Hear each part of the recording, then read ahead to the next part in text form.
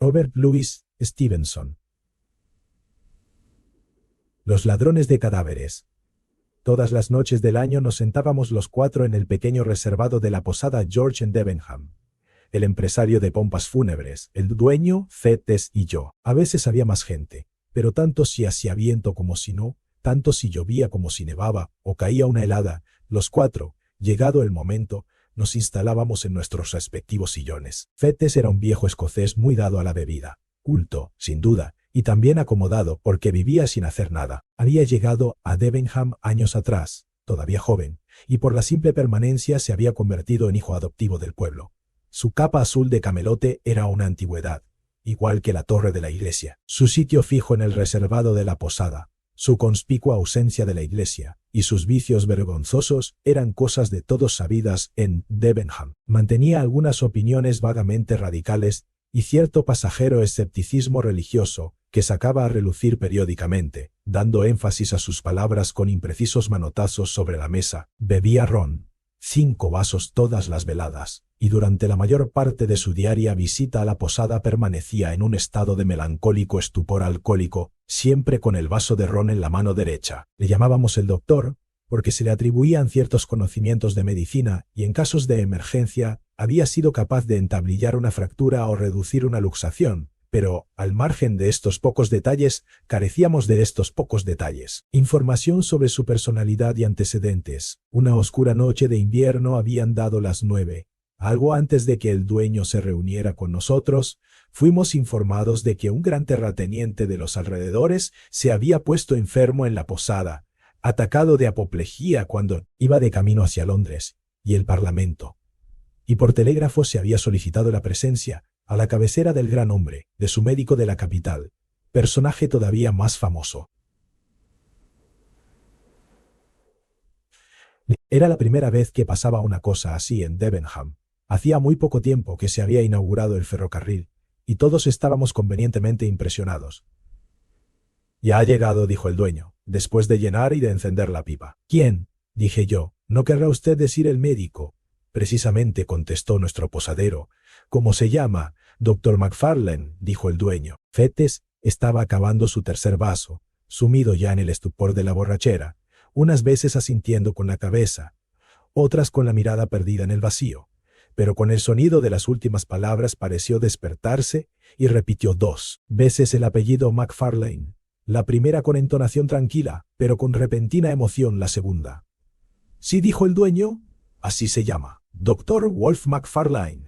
Fettes se serenó inmediatamente, sus ojos se aclararon, su voz se hizo más firme y sus palabras más vigorosas. Todos nos quedamos muy sorprendidos ante aquella transformación, porque era como si un hombre hubiera resucitado de entre los muertos. «Les ruego que me disculpen», dijo. «Mucho me temo que no prestaba atención a sus palabras». «¿Quién es ese tal Wolf Macfarlane?», y añadió, después de oír las explicaciones del dueño. «No puede ser». «Claro que no. Y sin embargo me gustaría ver a ese hombre cara a cara». «¿Le conoce usted, doctor?», preguntó boquiabierto el empresario de pompas fúnebres. «Dios no lo quiera», fue la respuesta. «Y sin embargo, el nombre no es nada corriente, sería demasiado imaginar que hubiera 2. Dígame, posadero, ¿se trata de un hombre viejo? No es un hombre joven, desde luego, y tiene el pelo blanco, pero sí parece más joven que usted. Es mayor que yo, sin embargo, varios años mayor», pero dando un manotazo sobre la mesa, «es el ron lo que ve usted en mi cara, el ron y mis pecados». Este hombre quizá tenga una conciencia más fácil de contentar y haga bien las digestiones. Conciencia. ¿De qué cosas me atrevo a hablar? ¿Se imaginaron ustedes que he sido un buen cristiano? ¿No es cierto? Pues no, yo no. Nunca me ha dado por la hipocresía. Quizá Voltaire habría cambiado si se hubiera visto en mi caso. Pero, aunque mi cerebro y procedió a darse un manotazo sobre la calva cabeza, aunque mi cerebro funcionaba perfectamente, no saqué ninguna conclusión de las cosas que vi. «Si este doctor es la persona que usted conoce», aventuré a apuntar. Después de una pausa bastante penosa, «¿debemos deducir que no comparte la buena opinión del posadero?». «Sí», dijo, con repentina firmeza, «tengo que verlo cara a cara». Se produjo otra pausa. Luego una puerta se cerró con cierta violencia en el primer piso y se oyeron pasos en la escalera. «Es el doctor», exclamó el dueño. «Si se da prisa, podrá alcanzarle». No había más que 2 pasos desde el pequeño reservado a la puerta de la vieja posada George. La ancha escalera de roble terminaba casi en la calle. Entre el umbral y el último peldaño no había sitio más que para una alfombra turca.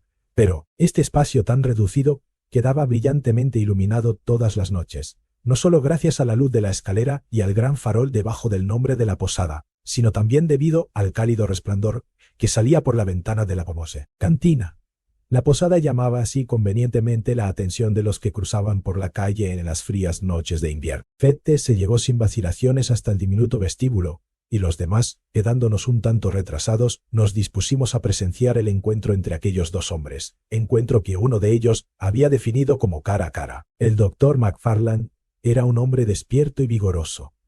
Sus cabellos blancos servían para resaltar la calma y la palidez de su rostro, nada desprovisto de energía por otra parte. Iba elegantemente vestido con el mejor velarte y la más fina holanda, y lucía una gruesa cadena de oro para el reloj y gemelos y anteojos del mismo metal precioso. La corbata, ancha y con muchos pliegues, era blanca con lunares de color lila, y llevaba al brazo un abrigo de pieles para defenderse del frío durante el viaje. No hay duda de que lograba dar dignidad a sus años envuelto en aquella atmósfera de riqueza y respetabilidad, y no dejaba de ser todo un contraste sorprendente ver a nuestro borrachín calvo, sucio, lleno de granos y arropado en su vieja capa azul de camelote enfrentarse con él al pie de la escalera.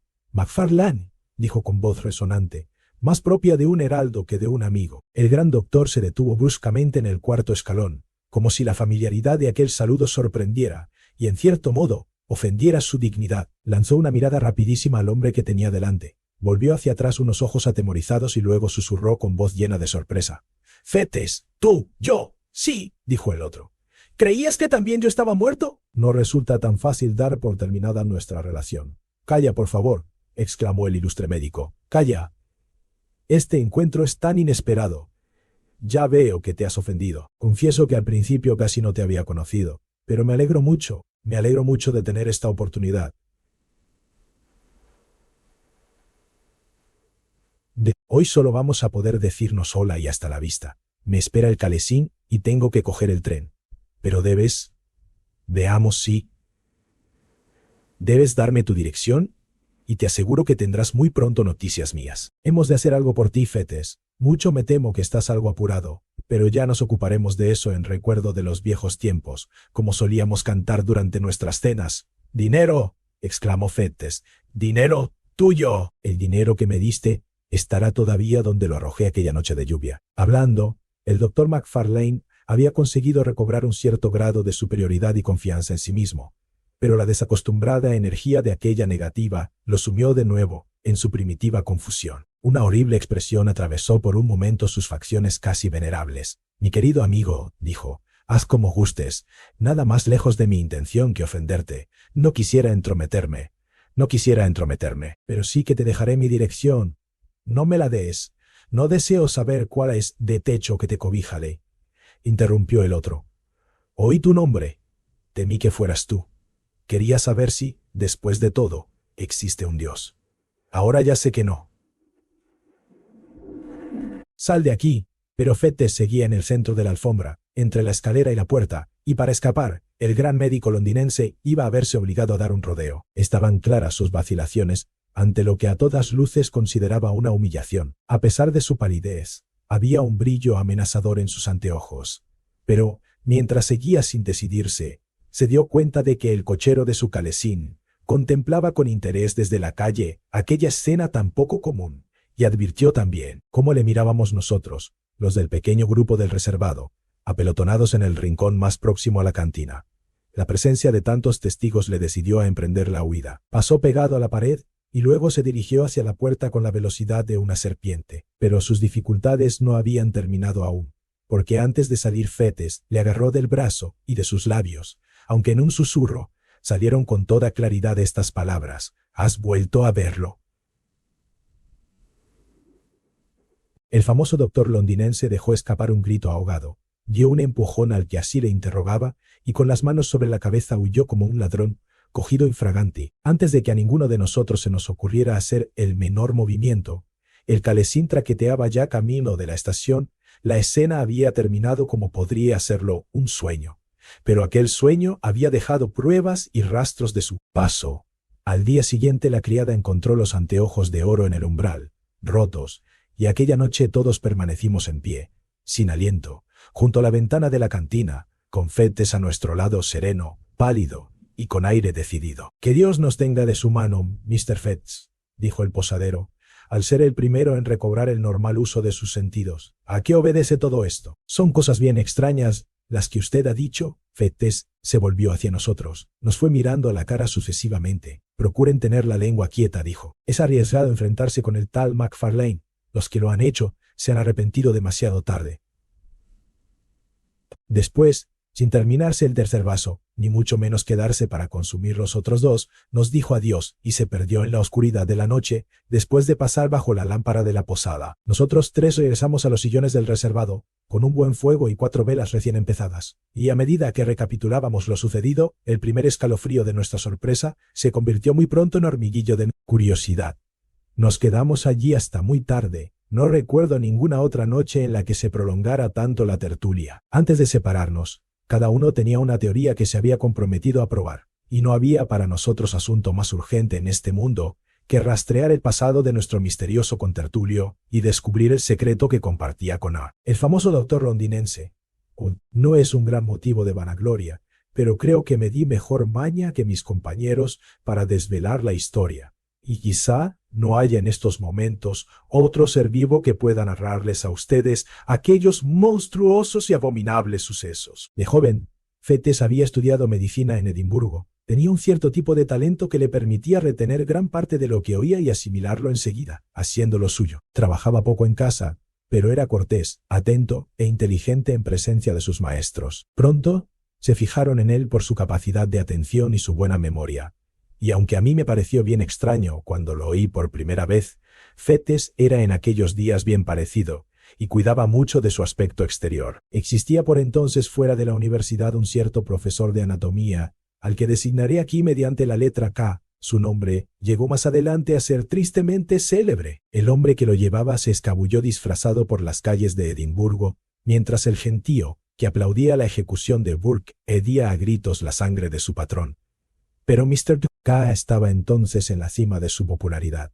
Disfrutaba de la fama debido en parte a su propio talento y habilidad, y en parte a la incompetencia de su rival, el profesor universitario. Los estudiantes, al menos, tenían absoluta fe en él, y el mismo Fettes creía, e hizo creer a otros, que había puesto los cimientos de su éxito al lograr el favor de este hombre meteóricamente famoso.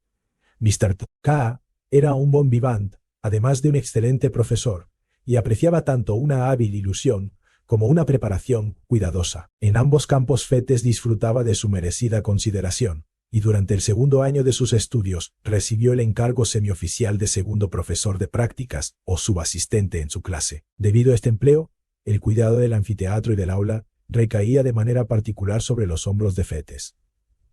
Era responsable de la limpieza de los locales y del comportamiento de los otros estudiantes, y también constituía parte de su deber proporcionar, recibir y dividir los diferentes cadáveres. Con vistas a esta última ocupación en aquella época asunto muy delicado, Mr. K hizo que se alojase primero en el mismo callejón y más adelante en el mismo edificio donde estaban instaladas las salas de disección. Allí, después de una noche de turbulentos placeres, con la mano todavía temblorosa y la vista nublada, tenía que abandonar la cama en la oscuridad de las horas que preceden a los amaneceres invernales, para entenderse con los sucios y desesperados traficantes que abastecían las mesas. Tenía que abrir la puerta a aquellos hombres que después han alcanzado tan terrible reputación en todo el país. Tenía que recoger su trágico cargamento, pagarles el sórdido precio convenido y quedarse solo, al marcharse los otros, con aquellos desagradables despojos de humanidad. Y terminada tal escena, Fettes volvía a adormilarse por espacio de 1 o 2 horas para reparar así los abusos de la noche y refrescarse un tanto para los trabajos del día siguiente. Pocos muchachos podían haberse mostrado más insensibles a las impresiones de una vida pasada de esta manera, bajo los emblemas de la moralidad. Su mente estaba impermeabilizada contra cualquier consideración de carácter general, Era incapaz de sentir interés por el destino y los reveses de fortuna de cualquier otra persona, esclavo total de sus propios deseos y rastreras ambiciones. Frío, superficial y egoísta en última instancia, no carecía de ese mínimo de prudencia, a la que se da equivocadamente el nombre de moralidad, que mantiene a un hombre alejado de borracheras inconvenientes o latrocinios castigables. Como Fettes deseaba además que sus maestros y condiscípulos tuvieran de él una buena opinión, se esforzaba en guardar las apariencias. Decidió también destacar en sus estudios, y día tras día servía a su patrón impecablemente en las cosas más visibles, y que más podían reforzar su reputación de buen estudiante. Para indemnizarse de sus días de trabajo, se entregaba por las noches a placeres ruidosos y desvergonzados, y cuando los dos platillos se equilibraban, el órgano al que Fettes llamaba su conciencia se declaraba satisfecho. La obtención de cadáveres era continua causa de dificultades tanto para él como para su patrón. En aquella clase con tantos alumnos y en la que se trabajaba mucho, la materia prima de las disecciones estaba siempre a punto de acabarse, y las transacciones que esta situación hacía necesarias no solo eran desagradables en sí mismas, sino que podían tener consecuencias muy peligrosas para todos los implicados. La norma de Mr. K era no hacer preguntas en el trato con los de la profesión. Ellos consiguen el cuerpo y nosotros pagamos el precio, solía decir, recalcando la aliteración. Quid pro quo, y de nuevo, y con cierto cinismo, les repetía a sus asistentes que no hicieran preguntas por razones de conciencia. No es que se diera por sentado implícitamente que los cadáveres se conseguían mediante el asesinato. Si tal idea se le hubiera formulado mediante palabras, Mr. K se habría horrorizado, pero su frívola manera de hablar tratándose de un problema tan serio era, en sí misma, una ofensa contra las normas más elementales de la responsabilidad social, y una tentación ofrecida a los hombres con los que negociaba. Fettes, por ejemplo, no había dejado de advertir que, con frecuencia, los cuerpos que le llevaban habían perdido la vida muy pocas horas antes. También le sorprendía una y otra vez el aspecto abominable y los movimientos solapados de los rufianes que llamaban a su puerta antes del alba. Y atando cabos para sus adentros, quizá atribuía un significado demasiado inmoral categórico a las imprudentes advertencias de su maestro. En resumen, Fettes entendía que su deber constaba de 3 apartados: aceptar lo que le traían, pagar el precio y pasar por alto cualquier indicio de un posible crimen. Una mañana de noviembre esta consigna de silencio se vio duramente puesta a prueba. Fettes, después de pasar la noche en blanco debido a un atroz dolor de muelas paseándose por su cuarto, como una fiera enjaulada o arrojándose desesperado sobre la cama, y caer ya de madrugada en ese sueño profundo e intranquilo que con así por se distiende a tanta frecuencia es la consecuencia de una noche de dolor. Se vio despertado por la tercera o cuarta impaciente repetición de la señal convenida. La luna, aunque en cuarto menguante, derramaba abundante luz. Hacía mucho frío y la noche estaba ventosa. La ciudad dormía aún, pero una indefinible agitación preludiaba ya el ruido y el tráfago del día. Los profanadores habían llegado más tarde de lo acostumbrado y parecían tener aún más prisa por marcharse que otras veces. Fettes, muerto de sueño, les fue alumbrando escaleras arriba. Oía sus roncas voces, con fuerte acento irlandés, como formando parte de un sueño, y mientras aquellos hombres vaciaban el lúgubre contenido de su saco, él dormitaba, con un hombro apoyado contra la pared. Tuvo que hacer luego verdaderos esfuerzos para encontrar el dinero con que pagar a aquellos hombres. Al ponerse en movimiento sus ojos tropezaron con el rostro del cadáver. No pudo disimular su sobresalto. Dio 2 pasos hacia adelante con la vela en alto. ¡Santo cielo!, exclamó. «Si es Jane Galbraith». Los hombres no respondieron nada, pero se movieron imperceptiblemente en dirección a la puerta. «La conozco, se lo aseguro», continuó Fettes. «Ayer estaba viva y muy contenta. Es imposible que haya muerto. Es imposible que hayan conseguido este cuerpo de forma correcta». «Está usted completamente equivocado, señor», dijo uno de los hombres. Pero el otro lanzó a Fettes una mirada amenazadora y pidió que se les diera el dinero inmediatamente. Era imposible malinterpretar su expresión o exagerar el peligro que implicaba. Al muchacho le faltó valor. Tartamudeó una excusa, contó la suma convenida y acompañó a sus odiosos visitantes hasta la puerta. Tan pronto como desaparecieron, Fettes se apresuró a confirmar sus sospechas. Mediante una docena de marcas, que no dejaban lugar a dudas, identificó a la muchacha con la que había bromeado el día anterior. Vio, con horror, señales sobre aquel cuerpo que podían muy bien ser pruebas de una muerte violenta. Se sintió dominado por el pánico y buscó refugio en su habitación. Una vez allí reflexionó con calma sobre el descubrimiento que había hecho, consideró fríamente la importancia de las instrucciones de Mr. K y el peligro para su persona que podía derivarse de su intromisión en un asunto de tanta importancia. Finalmente, lleno de angustiosas dudas, determinó esperar y pedir consejo a su inmediato superior, el primer asistente. Era este un médico joven, Tolphe McFarlane, gran favorito de los estudiantes temerarios, hombre inteligente, disipado y absolutamente falto de escrúpulos. Había viajado y estudiado en el extranjero. Sus modales eran agradables y un poquito atrevidos. Se le consideraba una autoridad en cuestiones teatrales, y no había nadie más hábil para patinar sobre el hielo, ni que manejara con más destreza los palos de golf.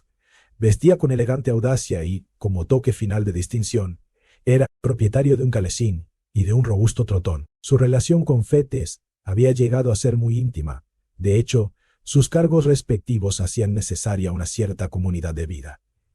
Y cuando escaseaban los cadáveres, los dos se adentraban por las zonas rurales en el calesín de McFarlane, para visitar y profanar algún cementerio poco frecuentado, y antes del alba, presentarse con su botín en la puerta de la sala de disección. Aquella mañana McFarlane apareció un poco antes de lo que solía. Fettes le oyó, salió a recibirle a la escalera, le contó su historia y terminó mostrándole la causa de su alarma. McFarlane examinó las señales que presentaba el cadáver. «Parece sospechoso. ¿Qué te parece que debo hacer?», preguntó Fettes. «¿Hacer?», repitió el otro. «¿Es que quieres hacer algo? Cuanto menos se diga, antes se arreglará, diría yo. Era tan conocida como el Castle Rock Oak». «Esperemos que no», dijo McFarlane. «Y si alguien lo hace bien, tú no la reconociste, comprendes, y no hay más que hablar. Lo cierto es que esto lleva ya demasiado tiempo sucediendo. Remueve el cieno y colocarás acá, en una situación desesperada. Tampoco tú saldrías muy bien librado, ni yo, si vamos a eso. Me gustaría saber cómo quedaríamos, o qué demonios podríamos decir, si nos llamaran como testigos ante cualquier tribunal. Porque para mí, sabes, hay una cosa cierta, prácticamente hablando, todo nuestro material han sido personas asesinadas». «McFarlane», exclamó Fettes. «Vamos, vamos», se burló el otro, «como si tú no lo hubieras sospechado». «Como si tú no lo hubieras sospechado. Sospechar es una cosa, y probar otra. Ya lo sé, y siento tanto como tú, que esto haya llegado hasta aquí dando unos golpes en el cadáver con su bastón. Pero colocados en esta situación, lo mejor que puedo hacer es no reconocerla». Y añadió con gran frialdad: «Así es. No la reconozco. Tú puedes, si es ese tu deseo. No voy a decirte lo que tienes que hacer, pero creo que un hombre de mundo haría lo mismo que yo, y me atrevería a añadir que eso es lo que K esperaría de nosotros. La cuestión es, ¿por qué nos eligió a nosotros como asistentes?». Y yo respondo, porque no quería viejas chismosas. Aquella manera de hablar era la que más efecto podía tener en la mente de un muchacho como Fettes. Accedió a imitar a McFarlane. El cuerpo de la desgraciada joven pasó a la mesa de disección como era costumbre, y nadie hizo el menor comentario, ni pareció reconocerla. Una tarde, después de haber terminado su trabajo de aquel día, Fettes entró en una taberna muy concurrida, y encontró allí a McFarlane sentado en compañía de un extraño. Era un hombre pequeño, muy pálido, y de cabellos muy oscuros, y ojos negros como carbones. El corte de su cara parecía prometer una inteligencia y un refinamiento que sus modales se encargaban de desmentir, porque nada más empezar a tratarle, se ponía de manifiesto su vulgaridad, su tosquedad y su estupidez. Aquel hombre ejercía, sin embargo, un extraordinario control sobre McFarlane. Le daba órdenes como si fuera el gran bajá, se indignaba ante el menor inconveniente o retraso, y hacía groseros comentarios sobre el servilismo con que era obedecido. Esta persona tan desagradable manifestó una inmediata simpatía hacia Fettes, trató de ganárselo invitándolo a beber y le honró con extraordinarias confidencias sobre su pasado. Si una décima parte de lo que confesó era verdad, se trataba de un bribón de lo más odioso, y la vanidad del muchacho se sintió halagada por el interés de un hombre de tanta experiencia. «Yo no soy precisamente un ángel», hizo notar el desconocido, «pero McFarlane me da ciento y raya. Toddy McFarlane le llamo yo». «Toddy, pide otra copa para tu amigo». «Oh, muy bien, Toddy, levántate y cierra la puerta». «Toddy me odia», dijo después. «Sí, Toddy, claro que me odias. No me gusta ese maldito nombre, y usted lo sabe», gruñó McFarlane. «Escúchalo. ¿Has visto a los muchachos tirar al blanco con sus cuchillos? A él le gustaría hacer eso por todo mi cuerpo, explicó el desconocido. Nosotros, la gente de medicina, tenemos un sistema mejor, dijo Fetz. Cuando no nos gusta un amigo muerto, lo llevamos a la mesa de disección. McFarlane le miró enojado, como si aquella broma fuera muy poco de su agrado. Fue pasando la tarde. Gray, porque tal era el nombre del desconocido, invitó a Fettes a cenar con ellos, encargando un festín tan suntuoso que la taberna entera tuvo que movilizarse, y cuando terminó le mandó a McFarlane que pagara la cuenta. Se separaron ya de madrugada. El tal Gray estaba completamente borracho. McFarlane, sereno sobre todo a causa de la indignación, reflexionaba sobre el dinero que se había visto obligado a malgastar y las humillaciones que había tenido que soportar. Fettes, con diferentes licores cantándole dentro de la cabeza, volvió a su casa con pasos inciertos y la mente totalmente en blanco. Al día siguiente McFarlane faltó a clase, y Fettes sonrió para sus adentros al imaginárselo todavía, acompañando al insoportable Gray de taberna en taberna.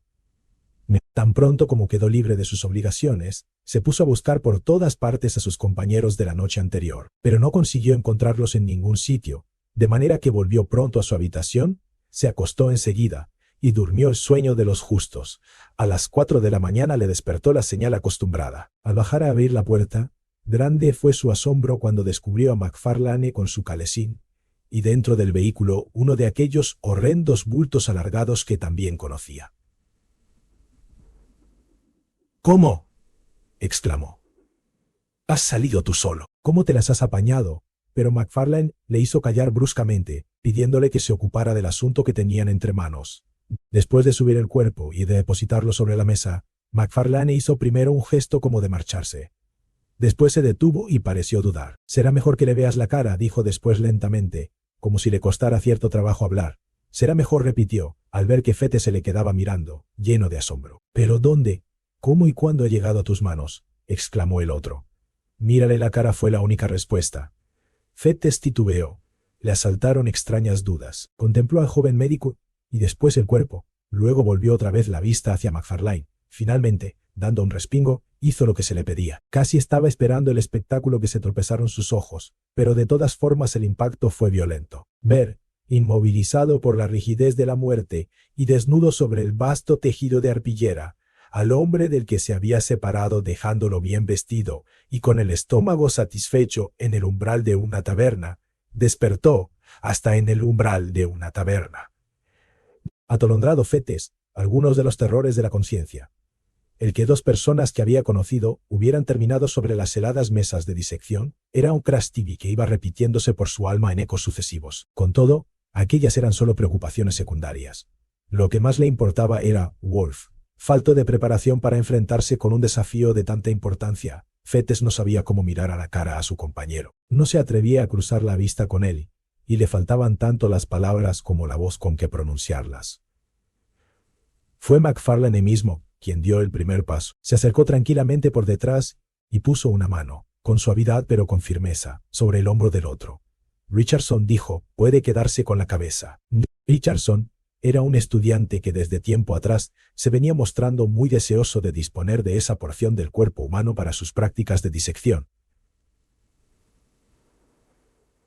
No recibió ninguna respuesta, y el asesino continuó: «Hablando de negocios, debes pagarme, tus cuentas tienen que cuadrar, como es lógico». Fettes encontró una voz que no era más que una sombra de la suya. «¿Pagarte?», exclamó. «¿Pagarte por eso?». «Naturalmente, no tienes más remedio que hacerlo, desde cualquier punto de vista que lo consideres», insistió el otro. «Yo no me atrevería a darlo gratis. Ni tú, a aceptarlo sin pagar, nos comprometería a los dos. Este es otro caso como el de Jane Galbraith. Cuantos más cabos sueltos, más razones para actuar como si todo estuviera en perfecto orden». «¿Dónde guarda su dinero el viejo K?». «Allí», contestó Fettes con voz ronca, señalando al armario del rincón. «Entonces, dame la llave», dijo el otro calmosamente, extendiendo la mano. McFarlane no pudo suprimir un estremecimiento nervioso, manifestación insignificante de un inmenso alivio, al sentir la llave entre los dedos. Abrió el armario, sacó pluma, tinta y el libro diario que descansaban sobre una de las baldas, y el dinero que había en un cajón, tomó la suma adecuada para el caso. «Ahora, mira», dijo McFarlane. «Ya se ha hecho el pago, primera prueba de tu buena fe. Primer escalón ja a la seguridad. Pero todavía tienes que asegurarlo con un segundo paso. Anota el pago en el diario y estarás ya en condiciones de hacer frente al mismo demonio. Durante los pocos segundos que siguieron la mente de Fettes, fue un torbellino de ideas, pero al contrastar sus terrores, terminó triunfando el más inmediato. Cualquier dificultad le pareció casi insignificante comparada con una confrontación con McFarlane en aquel momento. Dejó la vela que había sostenido todo aquel tiempo, y con mano segura anotó la fecha, la naturaleza y el importe de la transacción. «Y ahora», dijo McFarlane, «es de justicia que te quedes con el dinero. Yo he cobrado ya mi parte. Por cierto, cuando un hombre de mundo tiene suerte y se encuentra en el bolsillo con unos cuantos chelines extra, me da vergüenza hablar de ello, pero hay una regla de conducta para esos casos. No hay que dedicarse a invitar, ni a comprar libros caros para las clases, ni a pagar viejas deudas. Hay que pedir prestado en lugar de prestar». «McFarlane», empezó Fettes, con voz todavía un poco ronca, «me he puesto el nudo alrededor del cuello por complacerte». «¿Por complacerme?», exclamó Wolf. «Vamos, vamos. Por lo que a mí se me alcanza, no has hecho más que lo que estabas obligado a hacer en defensa propia. Supongamos que yo tuviera dificultades. ¿Qué sería de ti? Este segundo accidente sin importancia procede sin duda alguna del primero. Mr. Gray es la continuación de Miss Galbraith. No es posible empezar y pararse luego. Si empiezas tienes que seguir adelante, esa es la verdad. Los malvados nunca encuentran descanso». Una horrible sensación de oscuridad y una clara conciencia de la perfidia del destino se apoderaron del alma del infeliz estudiante. «Dios mío», exclamó, «¿qué es lo que he hecho y cuándo puede decirse que haya empezado todo esto? ¿Qué hay de malo en que a uno lo nombren asistente? Service quería ese puesto. Service podía haberlo conseguido. ¿Se encontraría él en la situación en la que yo me encuentro ahora? «Mi querido amigo», dijo McFarlane, «qué ingenuidad la tuya. ¿Es que acaso te ha pasado algo malo? ¿Es que puede pasarte algo malo si tienes la lengua quieta? ¿Es que todavía no te has enterado de lo que es la vida? Hay dos categorías de personas, los leones y los corderos. Si eres un cordero terminarás sobre una de esas mesas como Gray o Jane Galbraith. Y eres un león, seguirás vivo, y tendrás un caballo como tengo yo, como lo tiene K, como todas las personas con inteligencia o con valor. Al principio se titubea, pero mira acá, mi querido amigo, eres inteligente, tienes valor, yo te aprecio y K también te aprecia. Has nacido para ir a la cabeza, dirigiendo la cacería, y yo te aseguro, por mi honor y mi experiencia de la vida, que dentro de 3 días te reirás de estos espantapájaros tanto como un colegial que presencia una farsa. Y con esto, McFarlane se despidió y abandonó el callejón con su calesín para ir a recogerse antes del alba. Fettes se quedó solo con los remordimientos. Vio los peligros que le amenazaban. Vio, con indecible horror, el pozo sin fondo de su debilidad. Y cómo, de concesión en concesión, había descendido de árbitro del destino de McFarlane a cómplice indefenso y a sueldo. Hubiera dado el mundo entero por haberse mostrado un poco más valiente en el momento oportuno. Pero no se le ocurrió que la valentía estuviera aún a su alcance. El secreto de Jane Galbraith y la maldita entrada en el libro diario habían cerrado su boca definitivamente. Pasaron las horas. Los alumnos empezaron a llegar. Se fue haciendo entrega de los miembros del infeliz Gray a unos y otros, y los estudiantes los recibieron sin hacer el menor comentario. Richardson manifestó su satisfacción al dársele la cabeza, y antes de que sonara la hora de la libertad, Fettes temblaba, exultante, al darse cuenta de lo mucho que había avanzado en el camino hacia la seguridad. Durante 2 días siguió observando, con creciente alegría, el terrible proceso de enmascaramiento. Al tercer día McFarlane reapareció.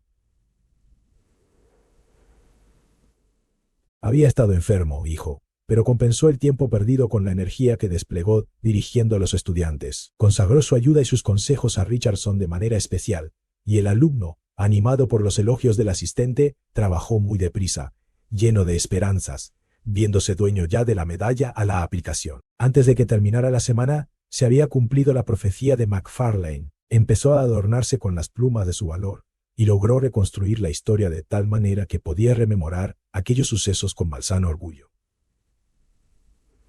A su cómplice lo veía poco. Se encontraban en las clases, por supuesto. También recibían juntos las órdenes de Mr. K. A veces, Intercambiaban una o dos palabras en privado, y McFarlane se mostraba de principio a fin particularmente amable y jovial. Pero estaba claro que evitaba cualquier referencia a su común secreto, e incluso, cuando Fettes susurraba que había decidido unir su suerte a la de los leones y rechazar la de los corderos, se limitaba a indicarle con una sonrisa que guardara silencio. Finalmente se presentó una ocasión para que los dos trabajaran juntos de nuevo. En la clase de Mr. Fogg volvían a escasear los cadáveres. Los alumnos se mostraban impacientes, y una de las aspiraciones del maestro era estar siempre bien provisto. Al mismo tiempo llegó la noticia de que iba a efectuarse un entierro en el rústico cementerio de Glencorse. El paso del tiempo ha modificado muy poco el sitio en cuestión. Estaba situado entonces, como ahora, en un cruce de caminos, lejos de toda humana habitación y escondido bajo el follaje de 6 cedros, los balidos de las ovejas en las colinas de los alrededores, los riachuelos a ambos lados, uno cantando con fuerza entre las piedras y el otro goteando furtivamente entre remanso y remanso, el rumor del viento en los viejos castaños florecidos, y una vez a la semana, la voz de la campana y las viejas melodías del chantre eran los únicos sonidos que turbaban el silencio de la iglesia rural. El resurreccionista, por usar un sinónimo de la época, no se sentía coartado por ninguno de los aspectos de la piedad tradicional. Parte integrante de su trabajo era despreciar y profanar los pergaminos y las trompetas de las antiguas tumbas, los caminos trillados por pies devotos y afligidos, y las ofrendas e inscripciones que testimonian el afecto de los que aún siguen vivos. En las zonas rústicas, donde el amor es más tenaz de lo corriente y donde lazos de sangre o camaradería unen a toda la sociedad de una parroquia, el ladrón de cadáveres, en lugar de sentirse repelido por natural respeto, agradece la facilidad y ausencia de riesgo con que puede llevar a cabo su tarea. A cuerpos que habían sido entregados a la tierra, en gozosa expectación de un despertar bien diferente, les llegaba esa resurrección apresurada, llena de terrores. A la luz de la linterna, de la pala y el asadón, forzado el ataúd y rasgada la mortaja, los melancólicos restos, vestidos de arpillera, después de dar tumbos durante horas por caminos apartados, privados incluso de la luz de la luna, eran finalmente expuestos a las mayores indignidades, ante una clase de muchachos boquiabiertos, de manera semejante a como 2 buitres pueden caer en picado sobre un cordero agonizante. Fettes y McFarlane iban a abatirse sobre una tumba en aquel tranquilo lugar de descanso, lleno de verdura. La esposa de un granjero, una mujer que había vivido 60 años y había sido conocida por su excelente mantequilla y bondadosa conversación, había de ser arrancada de su tumba a medianoche y transportada, desnuda y sin vida, a la lejana ciudad que ella siempre había honrado poniéndose, para visitarla, sus mejores galas dominicales. El lugar que le correspondía junto a su familia habría de quedar vacío hasta el día del juicio final. Sus miembros inocentes, y siempre inocentes, venerables habrían de ser expuestos a la fría curiosidad del disector. A última hora de la tarde los viajeros se pusieron en camino, bien envueltos en sus capas y provistos con una botella de formidables dimensiones. Llovía sin descanso, una lluvia densa y fría que se desplomaba sobre el suelo con inusitada violencia. De vez en cuando soplaba una ráfaga de viento, pero la cortina de lluvia acababa con ella. A pesar de la botella, el trayecto hasta Panicuik, donde pasarían la velada, resultó triste y silencioso. Se detuvieron antes, en un espeso bosquecillo, no lejos del cementerio, para esconder sus herramientas, y volvieron a pararse en la posada Fisher Street, para brindar delante del fuego, e intercalar una jarra de cerveza entre los tragos de whisky. Cuando llegaron al final de su viaje, el calesín fue puesto a cubierto, se dio de comer al caballo, y los jóvenes doctores se acomodaron en un reservado para disfrutar de la mejor cena y del mejor vino que la casa podía ofrecerles. Las luces, el fuego, el golpear de la lluvia contra la ventana, el frío y absurdo trabajo que les esperaba, todo contribuía a hacer más placentera la comida. Con cada vaso que bebían su cordialidad aumentaba. Muy pronto McFarlane entregó a su compañero un montoncito de monedas de oro. Un pequeño obsequio, dijo. Entre amigos estos favores tendrían que hacerse con tanta facilidad como pasa de mano en mano uno de esos fósforos largos para encender la pipa. Fettes se guardó el dinero y aplaudió con gran vigor el sentir de su colega. «Eres un verdadero filósofo», exclamó. «Yo no era más que un ignorante hasta que te conocí, tú y K. Por Belcebú que entre los dos haréis de mí un hombre». Por supuesto que sí, asintió McFarlane. Aunque si he de serte franco, se necesitaba un hombre para respaldarme el otro día. Hay algunos cobardes de 40 años, muy corpulentos y pendencieros, que se hubieran puesto enfermos al ver el cadáver. Pero tú no, tú no. Dylan no podrese. ¿La cabeza? Te estuve observando. ¿Y por qué tenía que haberla perdido? Presumió Fetes. No era asunto mío. Hablar no me hubiera producido más que molestias, mientras que si callaba podía contar con tu gratitud, ¿no es cierto? Y golpeó el bolsillo con la mano, haciendo sonar las monedas de oro. McFarlane sintió una punzada de alarma ante aquellas desagradables palabras. Puede que lamentara la eficacia de sus enseñanzas en el comportamiento de su joven colaborador, pero no tuvo tiempo de intervenir porque el otro continuó en la misma línea jactanciosa. Lo importante es no asustarse. Confieso, aquí, entre nosotros, que no quiero que me cuelguen, y eso no es más que sentido práctico. Pero la mojigatería, McFarlane, nací ya despreciándola. El infierno, Dios, el demonio, el bien y el mal, el pecado, el crimen, y toda esa vieja galería de curiosidades, quizás sirvan para asustar a los chiquillos, pero los hombres de mundo como tú y como yo desprecian esas cosas. Brindemos por la memoria de Gray. Para entonces se estaba haciendo ya algo tarde. Pidieron que les trajeran el calesín delante de la puerta con los 2 faroles encendidos, y una vez cumplimentada su orden, pagaron la cuenta y emprendieron la marcha. Explicaron que iban camino de Peebles, y tomaron aquella dirección hasta perder de vista las últimas casas del pueblo.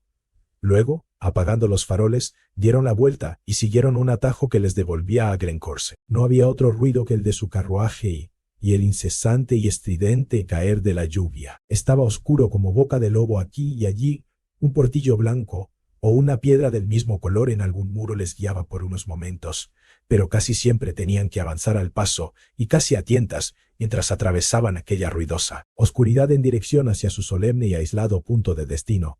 En la zona de bosques tupidos que rodea el cementerio la oscuridad se hizo total y no tuvieron más solución que volver a encender uno de los faroles del calesín. De esta manera, bajo los árboles goteantes y rodeados de grandes sombras que se movían continuamente, llegaron al escenario de sus impíos trabajos. Y los 2 eran expertos en aquel asunto y muy eficaces con la pala, y cuando apenas llevaban 20 minutos de tarea, se vieron recompensados con el sordo retumbar de sus herramientas sobre la tapa del ataúd. Al mismo tiempo, McFarlane, al hacerse daño en la mano con una piedra, la tiró hacia atrás por encima de su cabeza sin mirar. La tumba, en la que, cavando, habían llegado a hundirse ya casi hasta los hombros, estaba situada muy cerca del borde del camposanto, y para que iluminara mejor sus trabajos, habían apoyado el farol del calesín contra un árbol casi en el galón, límite del empinado terraplén que descendía hasta el arroyo.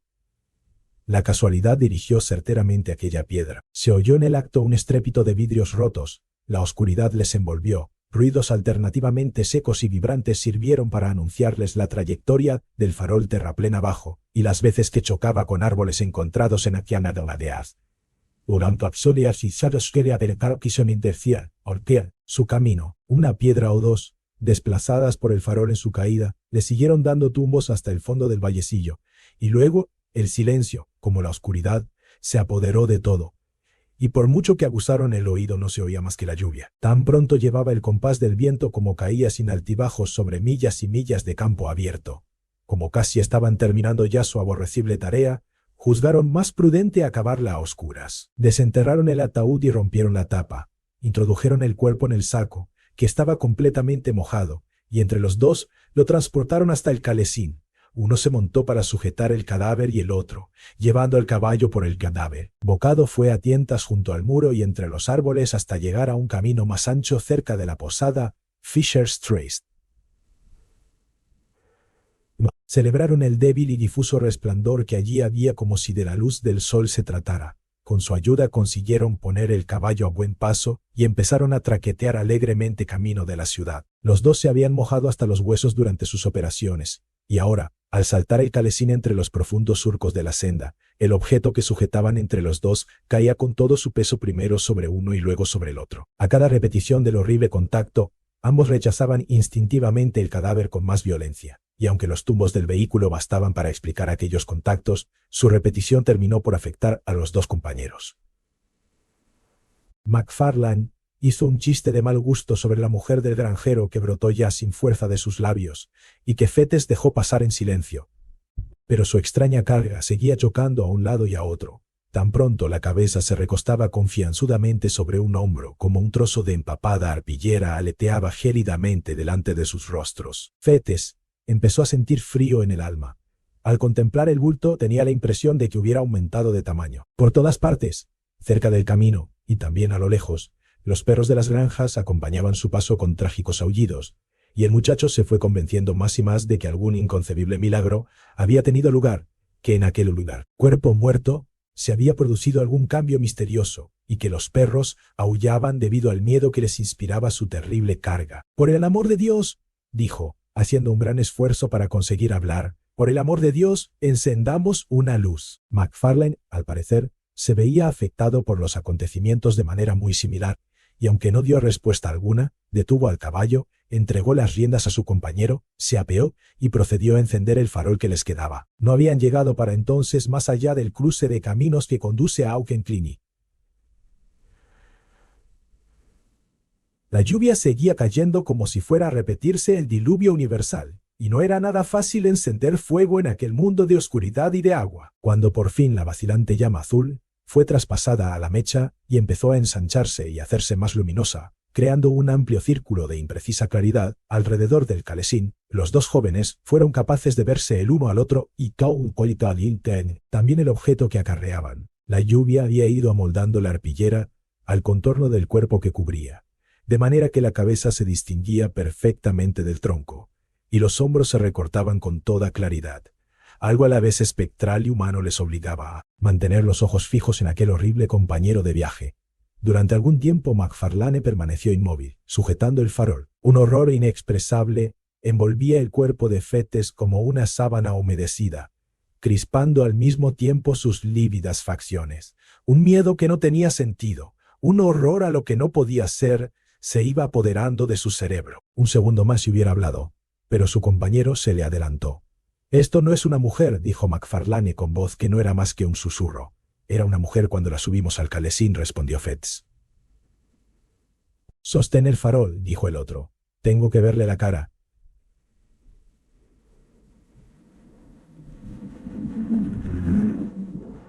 Y mientras Fettes mantenía en alto el farol, su compañero desató el saco y dejó la cabeza al descubierto. La luz iluminó con toda claridad las bien moldeadas facciones y afeitadas mejillas de un rostro demasiado familiar, que ambos jóvenes habían contemplado con frecuencia en sus sueños. Un violento alarido rasgó la noche, ambos aún saltaron del coche, el farol cayó y se rompió, apagándose, y el caballo, aterrado por toda aquella agitación tan fuera del corriente, se encabritó y salió disparado hacia Edimburgo a todo galope, llevando consigo, como único ocupante del calesín, el cuerpo de aquel Grey con el que los estudiantes de anatomía hicieran prácticas de disección meses atrás. Pitlock Creek, 1881.